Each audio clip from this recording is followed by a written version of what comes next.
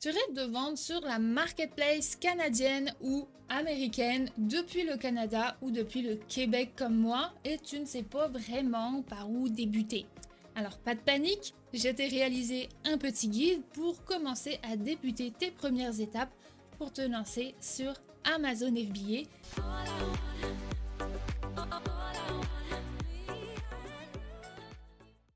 Salut tout le monde, pour ceux qui ne me connaissent pas encore, moi c'est Coralie DLF, je suis vendeuse professionnelle sur Amazon FBA aux USA. Alors, bienvenue à tous sur la chaîne pour ceux qui sont tout nouveaux et bienvenue aussi aux anciens. Alors n'oubliez pas de mettre des likes sur cette vidéo, ça m'aide énormément. On va passer tout de suite donc du coup sur la première étape pour votre lancement sur Amazon FBA. Premièrement, quel marketplace choisir? C'est souvent une question que je reçois et c'est tout à fait normal. Nous, au Québec, étant juste à côté de la plus grosse marketplace mondiale, pourquoi ne pas se lancer sur les US ou pourquoi rester dans son pays au Canada? Personnellement, j'ai décidé de me lancer, moi, avec mon premier produit, donc dans ma première année, d'utiliser uniquement Amazon USA et de me lancer, voilà, de me frotter au plus gros du marché. Ça va être un choix personnel selon vous, en fait. Moi, ce que j'aime bien conseiller, en fait, pour choisir cette marketplace, alors ça va être d'analyser les chiffres dans l'une, et d'analyser les chiffres dans l'autre, ok. Quand on veut se lancer avec un nouveau produit sur Amazon, donc là, en l'occurrence sur la chaîne, on est avec un produit de marque, ok, on va faire cette analyse en recherchant des datas. Donc, quand on recherche ces datas-là, on va en trouver des meilleures potentiellement aux US ou au Canada. Donc, votre décision, elle va se faire surtout par rapport à ça.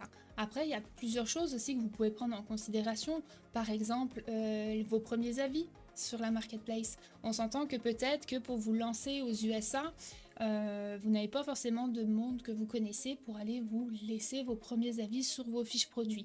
Donc, il y a des petites choses comme ça qu'il faut penser. Mais majoritairement, concentrez-vous sur les potentiels résultats.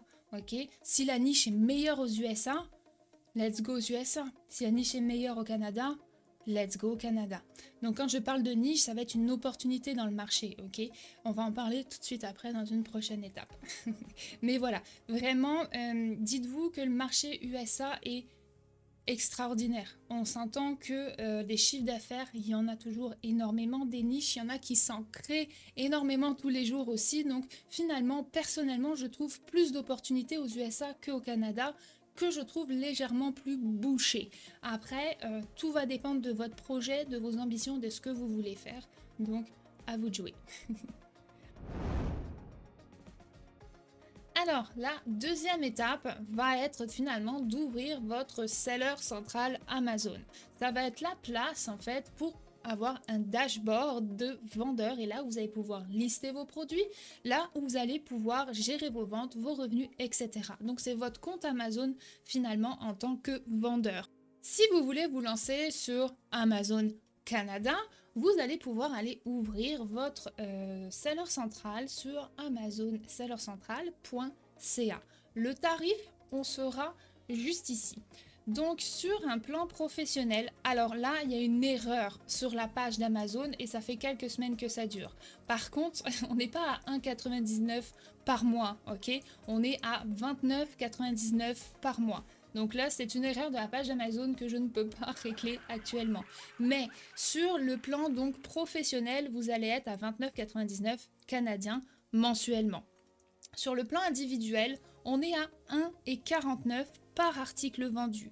Donc en fait, ça va dépendre de vos objectifs. Est-ce que vous voulez vendre 2-3 unités par-ci par-là pour faire un petit revenu de côté ou de faire du handmade par exemple, vendre des bougies ou des savons, des choses comme ça, pourquoi pas. Par contre, vous n'avez pas toute la puissance d'un plan professionnel. Avec un plan professionnel, son nom le porte bien, c'est que vous avez accès à tous les outils d'Amazon. Donc vous pouvez enregistrer votre marque, avoir accès à plein d'outils de marketing, vous pouvez faire des PPC, donc de la publicité Amazon, etc. etc. Donc voyez ici, là il y a toutes les coches qui sont ici et dans le plan individuel, il n'y a pas grand chose au niveau des coches. Donc c'est vraiment, si vous lancez un vrai business, c'est le plan professionnel qu'il faut choisir et c'est celui que je recommande. Maintenant, le tarif sur amazonsellercentral.com.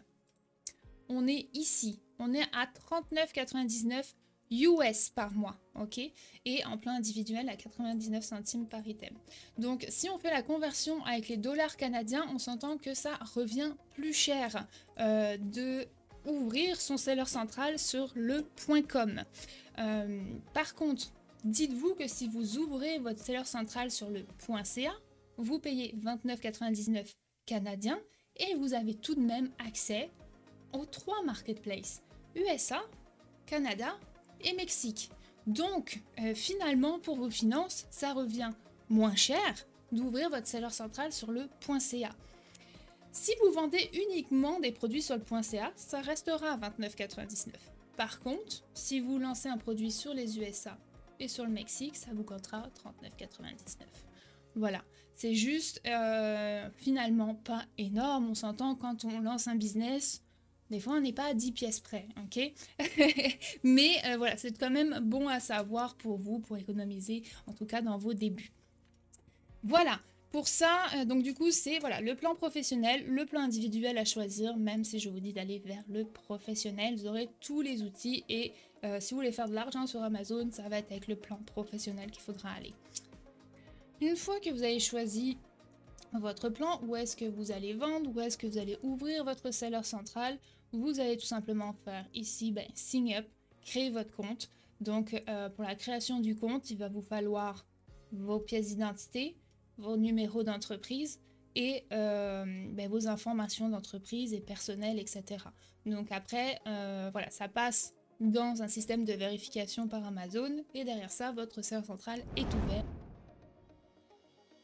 Si vous voulez commencer à vendre sur Amazon USA, il y a, comme je vous disais au début, plusieurs choses à prendre en considération. C'est une super belle marque, un super beau marché, etc., etc. La compétition à vérifier avec le Canada. Mais il y a une chose aussi que je peux vous partager d'une expérience en fait vécue, c'est penser à vos produits retournés, ok? C'est-à-dire que les produits qui vont être endommagés, qui vont être dans les entrepôts d'Amazon, les produits retournés par vos clients, etc., etc. En fait, ça, vous pouvez pas les récupérer chez vous au Québec. En fait, si, vous pouvez, mais ça va vous coûter cher. Déjà de 1, pour faire retirer les produits des entrepôts d'Amazon, ça coûte un frais. Et deuxièmement, si vous habitiez aux USA, ça serait facile pour Amazon de shipper les produits que vous voulez potentiellement récupérer jusqu'à chez vous. Ça marche, ça fonctionne. Par contre, des USA au Québec, Amazon ne le fait pas. Donc en fait, il faut passer par des systèmes externes pour envoyer dans des entrepôts avec des freight forwarders qui vont vous envoyer ça jusqu'au Québec. Mais croyez-moi que souvent, ça vaut beaucoup plus la peine finalement de faire détruire ces unités-là plutôt que de les rapatrier chez vous au Québec. Donc ça, c'est une chose que vous pouvez penser. Sur le Canada, donc du coup, il n'y a pas le problème qui se pose. Pourquoi? Parce qu'en fait, vos unités vont être stockées dans les entrepôts d'Amazon FBA au Canada, et du coup, ils vont pouvoir vous le shipper au Canada. Tant que ça reste dans le même pays, c'est correct. Mais, dites-vous, ici, là, quand on se lance sur Amazon, en tout cas, ça va dépendre de vous, mais on pense pas petit. Donc oui, on commence par le Canada, les USA, potentiellement le Mexique, par la suite l'Europe, le Japon, tout ce que vous voulez. Avec le e-commerce et avec Amazon FBA où ils sont présents quasiment partout, c'est une expansion mondiale que vous avez accès. Fait que vous bloquez pas juste à cause de ça, c'est juste voilà à y penser quand on commence. Troisième étape, qu'est-ce qu'on va faire? On va créer son entreprise. Vous lancez un vrai business, ok? Donc il va falloir ouvrir une entreprise qui va être individuelle. Donc ça, c'est le statut auto-entrepreneur ou une entreprise incorporée. Ok, donc ça, c'est la corporation. Pour ouvrir une entreprise individuelle, c'est très simple. Ça prend à peu près 20 minutes sur le registraire des entreprises et ça coûte très peu cher. On est aux alentours de 50 $ pour ouvrir ce genre d'entreprise-là. Vous allez avoir un NEQ, donc un numéro d'entreprise Québec, pour pouvoir derrière ça ouvrir votre seller central et le donner à Amazon. Par contre, il y a des avantages et des inconvénients. Okay? Quand on ouvre une entreprise individuelle, tous les revenus en fait que vous allez faire sur Amazon vont être cumulés sur vos revenus personnels. Une entreprise individuelle, c'est vous, donc tout est sur vous. Okay, que ça soit donc pour les revenus et potentiellement, imaginons, ou là, dans le pire des cas, qu'il y ait un problème avec vos produits, que vous soyez mal protégé, etc. Le client vous attaque. Il attaque l'entreprise, certes, mais du coup, une entreprise individuelle, c'est qui? C'est vous. Donc c'est vous qui l'attaque. L'entreprise incorporée, c'est plus long à ouvrir. Ça coûte beaucoup plus cher. On est aux alentours de 1500-2000 $. En passant par un avocat, c'est ce que je vous recommande, de bien ouvrir votre entreprise avec des personnes dont c'est leur métier, pour être justement bien protégé, comme je vous dis au niveau des attaques, etc. potentielles. Et là, vous créez une entité en fait différente de vous. Donc c'est comme une nouvelle personne en fait finalement. Donc les revenus vont être séparés et ce n'est plus vous-même. Voilà. Donc pour commencer, une entreprise individuelle, c'est très bien, ça s'ouvre facilement. Voilà, c'est par la suite, quand vous commencez à faire vos premiers bénéfices, vous pouvez incorporer. Ou alors, à vous de voir si vous voulez incorporer tout de suite votre entreprise. Mais ça, donc, du coup, ça se fait effectivement sur le registraire des entreprises pour l'entreprise individuelle très facilement. La prochaine étape, donc du coup, ça va être en fait, tout simplement, déjà, je vous parle depuis le début Amazon FBA, FBA, FBA. Ok, qu'est-ce que c'est au final aussi FBA? FBA, c'est Fulfillment by Amazon. Donc autrement dit, c'est toute la partie logistique en fait que Amazon va s'occuper pour vous.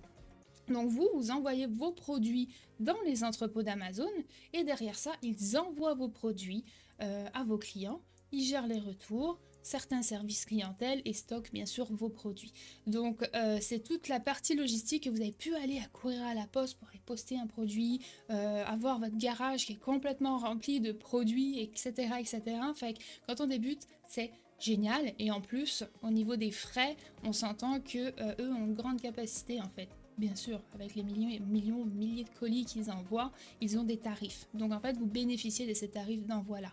Si jamais vous décidiez de passer par, je sais pas moi, Post Canada ou par DHL, croyez-moi que vous allez payer beaucoup plus cher qu'avec Amazon.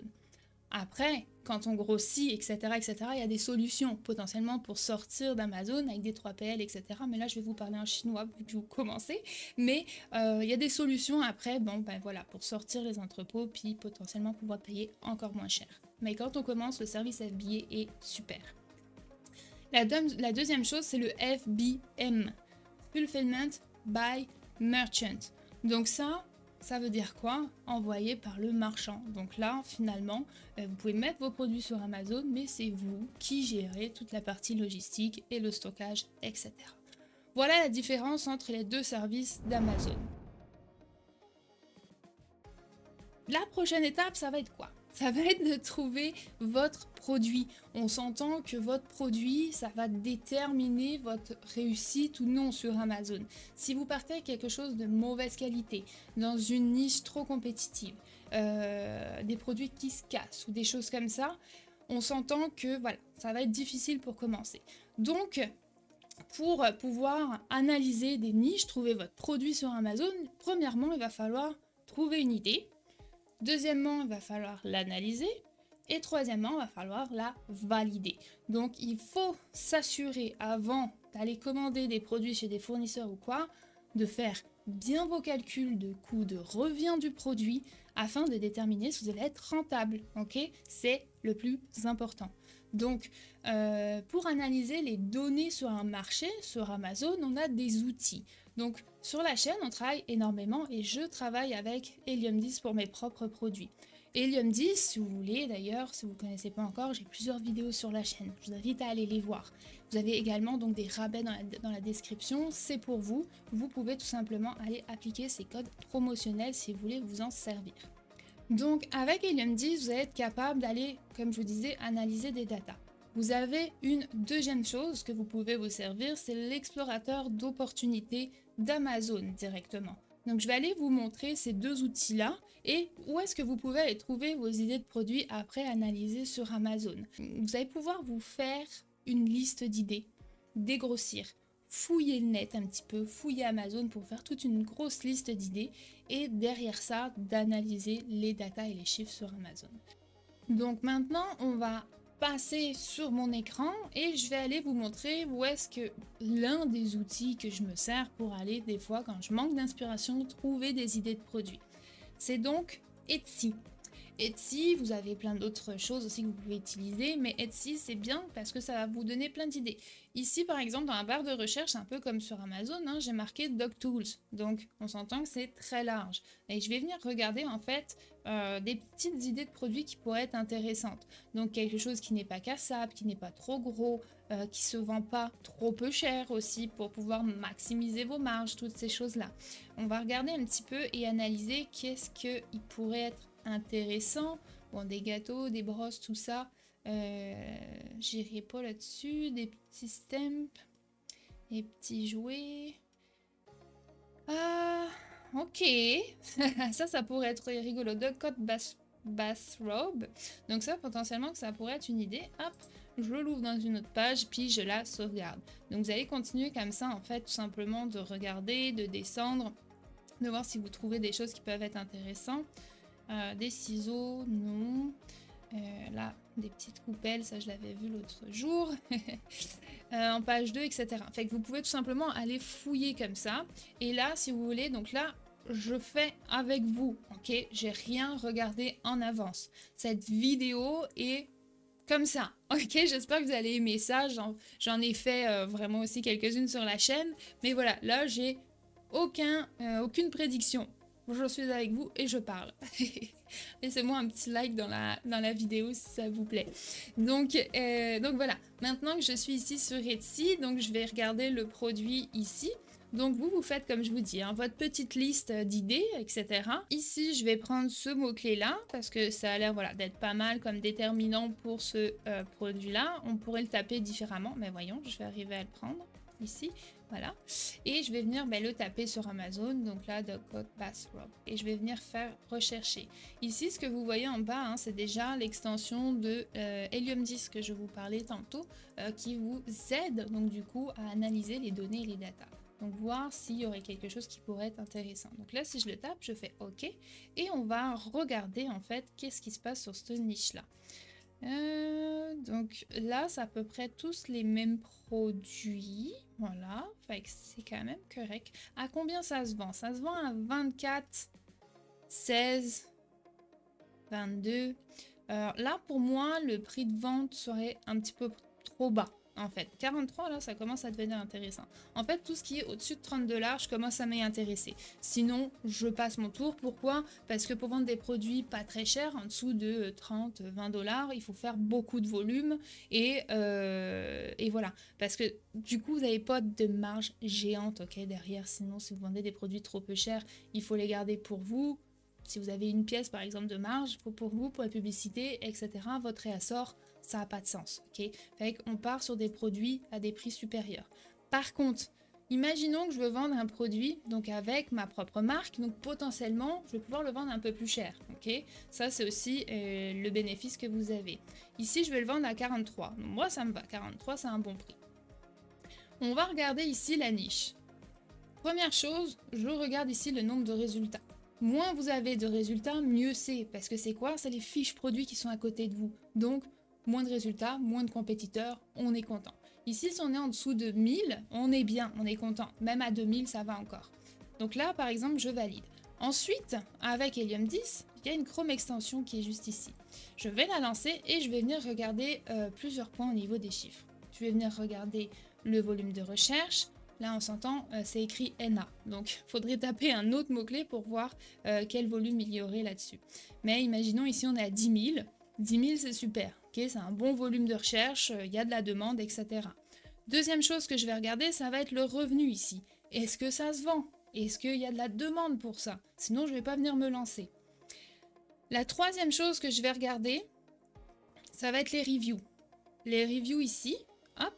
Moins il y en a, mieux je me porte. Pourquoi? Parce que vous allez arriver avec un brand new product, vous allez aller voir 0 commentaires, 5 commentaires, 10 commentaires au début. Et s'il y a des personnes, des autres fiches produits avec 30 000 commentaires à côté de vous, ça va être compliqué. Pourquoi? Parce que le client, face sur son ordinateur va vers les fiches produits où il y a le plus de commentaires. C'est une preuve sociale et c'est prouvé en fait. Donc tout simplement, il ne faut pas avoir trop de compétiteurs avec trop de commentaires à côté de vous. Donc là, si je regarde, on est quand même vachement bien au niveau des commentaires. Ok, il y a 1205, 12, 28, 303. Il n'y a vraiment pas beaucoup de reviews. C'est même super beau, je vous dirais. Il y a peut-être une personne ici qui a 2500 et 1800. C'est correct, ok? Il y en a 2 qui ont 2000 commentaires, ça va. La seule chose à vérifier, c'est de voir si potentiellement c'est pas eux qui prennent tout le trafic et qui volent toutes les ventes sur le reste. Le but ici, c'est que ça soit à peu près tout bien dispatché entre tout le monde, qu'il n'y en ait pas un gros qui récupère la majorité des choses sur Amazon. Donc ici, on voit il fait 10 000. Celui qui a 1500 commentaires, si je me trompe pas. Ouais, c'est ça, il fait 10 000 de chiffre d'affaires. Les autres font 2 000, 1 000, 7 000, 23 000, 25 000. Donc là, on s'entend que les revenus sont corrects, mais c'est pas extraordinaire. Et il y en a beaucoup qui font 14 $. Si vous regardez là, le revenu moyen, là, donc ici, quand vous regardez dans la colonne, le revenu moyen est à 4 193. Pour moi, c'est pas assez. Ok, vous allez faire beaucoup d'efforts, ça va vous prendre plusieurs mois pour vous lancer, vous allez investir pour faire 4000 de chiffre d'affaires, c'est pas du revenu, ok? Donc c'est vraiment pas beaucoup pour une niche en fait où vous voulez vous lancer. Mais ici, donc du coup, vous pouvez aussi aller tout à droite et trier par la date de création. Donc hop, pardon, le dernier arrivé ici, on va prendre le deuxième parce que là c'est Enna. On va regarder combien il fait. Et c'est Enna. Ok, bon, on va regarder le troisième. Le troisième fait 83. Ici, il fait 2200. Voilà, c'est les derniers arrivés, ils font à peine 1000 pièces là-dessus. Fait que non, pour moi, cette niche n'est pas valable. Je vais retourner sur Etsy, je vais trouver une autre idée et je vais venir continuer à analyser ces idées-là avec les datas d'Helium 10. Donc, notez que Helium 10, c'est génial. Par contre, ce sont des données estimatives, ok? Donc, lui, par exemple, c'est écrit 2578. Peut-être qu'il a fait 2003 ou 2008 ou 3000, ok? Fait qu'on est, voilà, on est vraiment pas exactement au centime près, mais les données sont très bonnes, mais c'est juste à noter pour vous. Pour aller avoir d'autres données qui sont aussi très intéressantes, c'est directement sur le seller central. Donc s'il n'est pas encore ouvert, c'est correct, mais dès que vous aurez ouvert ça, vous pouvez aller analyser. Par contre ici, comme vous le voyez, dans cet explorateur d'opportunités d'Amazon, vous n'avez pas le Canada. Il est disponible uniquement pour les États-Unis, la France et tout ce que vous voulez, mais pas pour le Canada. Ça devrait arriver, je l'espère, dans un prochain temps. Donc ici, si je reste sur mon dog coat, là, par exemple, je pourrais faire ça, rechercher, et là, Amazon va venir me donner des chiffres aussi. Donc ça va être normalement similaire un peu à Helium 10, mais ici, vous avez tous les besoins des consommateurs. Vous pouvez donc regarder ici plein d'autres chiffres, des chiffres, des unités vendues, combien ils en ont vendu, etc. Donc ça, c'est un peu pareil que sur Helium 10, sauf que voilà, là, c'est des vraies données, des vraies datas d'Amazon. Et vous avez aussi donc d'autres choses que vous pouvez regarder.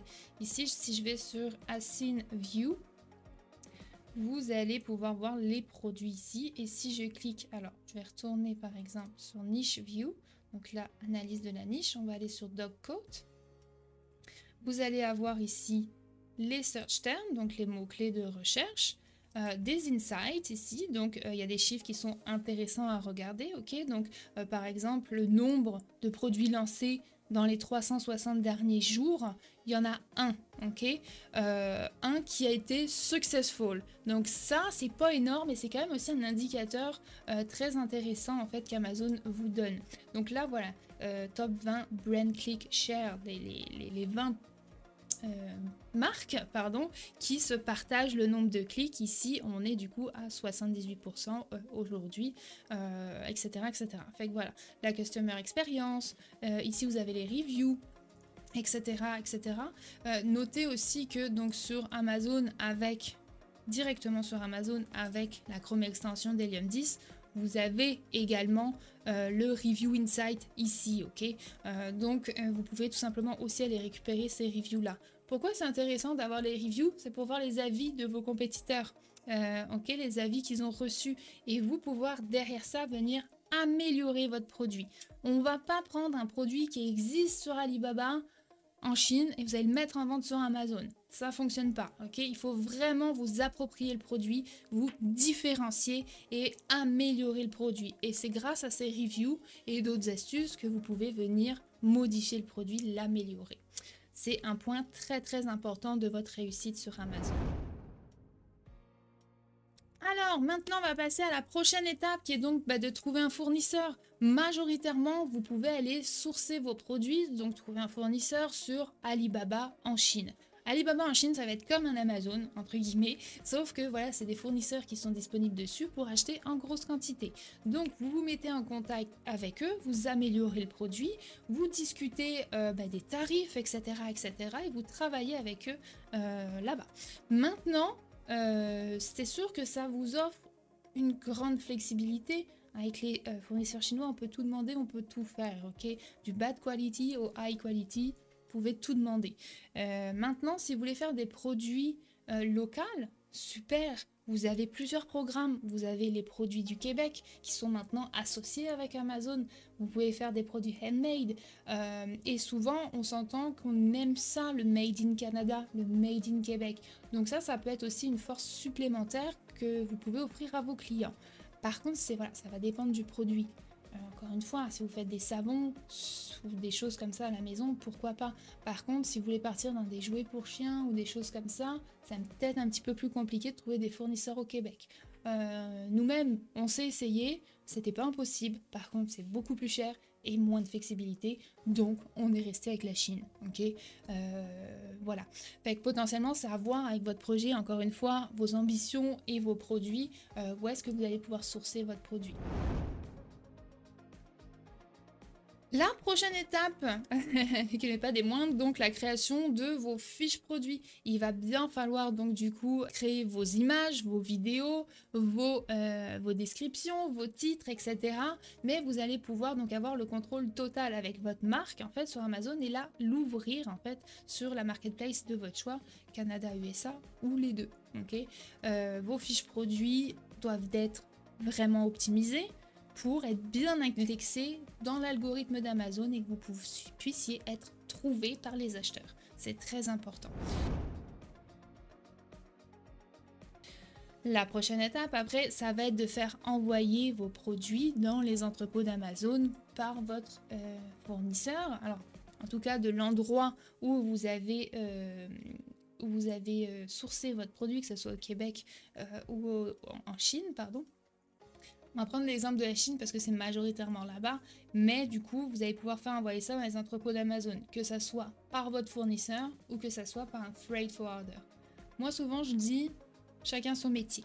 Donc, faites envoyer vos produits par un freight forwarder, faites-leur faire des cotations et importez ça dans les entrepôts d'Amazon FBA avec des importateurs officiels.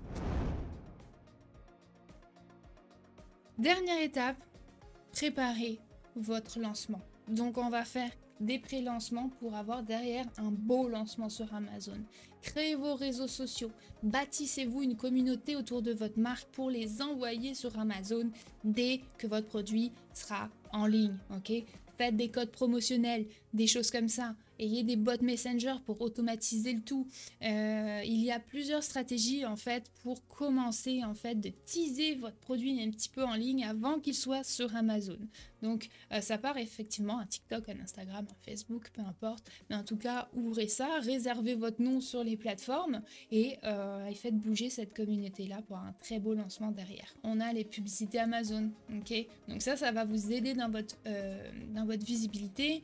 Visibilité égale vente, visibilité égale pas de vente. Je le répète souvent sur la chaîne, ok, vous allez devoir la connaître. En gros, c'est ça, c'est votre visibilité. Donc, la PPC, les publicités internes Amazon, vont vous mettre en avant des yeux de vos clients. Donc, il va falloir apprendre à les gérer et pas y aller n'importe comment, ok? Parce que si vous ne savez pas ce que vous faites, vous pouvez perdre gros. Okay, ça peut coûter cher les PPC si elles sont pas bien intégrées dans vos marges et si vous ne vous êtes pas formé Pardon, je bégaye. Donc c'est très important, c'est une erreur que moi j'avais faite à mes débuts, de ne pas me former assez et de prendre les PPC un peu trop à la légère. Donc voilà, vraiment ne faites pas cette erreur-là, apprenez, testez et sinon faites affaire avec des professionnels. Alors, sinon, il y a eu aussi une news en fait qui est sortie au courant des derniers mois, je vous dirais, c'est que Amazon va faire rentrer les usines chinoises sur Amazon directement. Ok, un peu comme avec Temu. Donc j'ai fait une vidéo là-dessus sur la chaîne qui date du mois d'août. Je vous la mets quelque part par ici. Je vous invite à aller la voir. Mais c'est sûr que ça peut faire peur, mais ça fait pas tant peur que ça. Pourquoi? Parce que vous avez votre marque, vous avez votre produit, ce que les usines chinoises n'ont pas. Eux, ils vont vendre des produits pas chers, des produits accessibles et des produits très génériques, ok? Donc vous, votre force, c'est votre marque, votre différenciation et vos prix. C'est pour ça que j'ai insisté tout au long de la vidéo. Ne vous frottez pas aux usines chinoises. On s'entend pourquoi, parce qu'ils ont les bras beaucoup plus longs que vous, ok? Donc on rentre pas dans ce game-là, mais du coup c'est aussi une très belle opportunité pour nous de se différencier par notre qualité et notre marque. Donc finalement, notre visibilité n'est pas entachée, mais c'est juste à savoir. J'avais fait une vidéo un petit peu dans ce genre-là, même ça date de presque 2 ans maintenant. Vous l'avez beaucoup aimé parce qu'il y a eu beaucoup de vues dessus, ok? Donc j'ai décidé tout simplement d'en refaire une, mais actualisée de 2024-2025. J'espère qu'en tout cas, elle vous a plu, dites-le moi. N'hésitez pas si vous avez des questions. Rejoignez-moi sur le groupe Facebook AMZ FBA Destination Liberté Financière et venez poser vos questions, échanger avec nous. Et si vous voulez un petit appel découverte, le lien est en description pour venir nous rencontrer et découvrir nos offres pour vous accompagner. À très bientôt à toute la communauté québécoise, française et tout simplement francophone du monde entier. On lâche rien. Ciao ciao!